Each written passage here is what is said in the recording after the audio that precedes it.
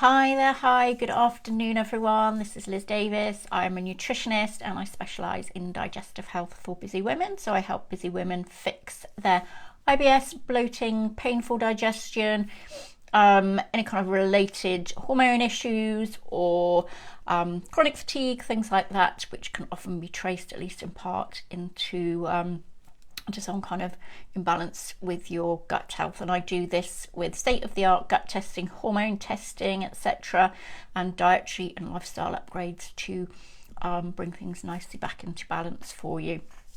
So going back to the hormone situation, I was going to do a quick demonstration of this with the thyroid hormone, because there are close links between thyroid health and digestive health. And keeping one healthy is really important for keeping the other healthy as well. So what is the thyroid gland then? What does it do? Well, the thyroid gland is a really tiny gland that sits in the front of your neck, and it has some really important roles to play around the body. It's pretty much involved in just about every kind of process in the body, so it's super important to keep it functioning as optimally as you can. For example, it's critical for metabolism, for heart health, for temperature regulation, digestive function, and your mood. So what happens is, where it's responsible for your metabolism, it kind of speeds things up and slows things down.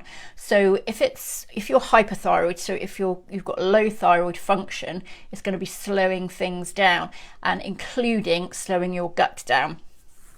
Now, as you probably gathered, you need your gut to be moving things along quite quickly, so you have this peristaltic action going on all the time, which squeezes things through your gut and keeps things moving nicely. So you don't want any kind of bacteria or parasites or anything like that hanging around for too long and starting to flourish in your gut, causing problems. We need to keep that balance of bacteria nice. We want to have more beneficial bacteria strains going on, so they're crowding out the less beneficial strains.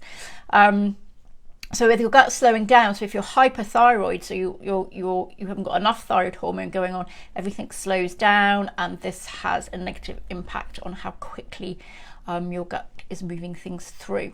So this can give rise to dysbiosis, which is an imbalance with your good and bad bacteria, and not only that, but also conditions such as SIBO as well, which can cause very uncomfortable bloating, diarrhea, constipation, etc. So that's how your thyroid impacts your gut, or potentially can impact your gut negatively. On looking at it the other way, your gut health also impacts your thyroid, so we can end up with this vicious cycle situation going on. So what's going on there then is that you produce a lot of the enzyme that converts your thyroid hormone into its active form, so its usable form in the gut. So there are certain gut bacteria that create this enzyme, which allows this conversion to happen. So it's converting your T4 to your T3 being the active form. And if you've got a negatively kind of impacted gut flora, it's potentially not going to be doing that properly as well. So you've got your gut health, your thyroid health impacting your gut health, and also your gut health impacting your thyroid health as well. So it's important to get to the root cause of what's going on with these and potentially fix them both and get them both functioning optimally. Okay, so I hope you found that helpful. If you would like to speak to me, there's a link to my diary in the comments, so do use that. And there's also a link there to download some gut healing recipes too, so do download those if you want to take a look. And do like and share if you found this useful. Okay, I'll see you next time. Bye.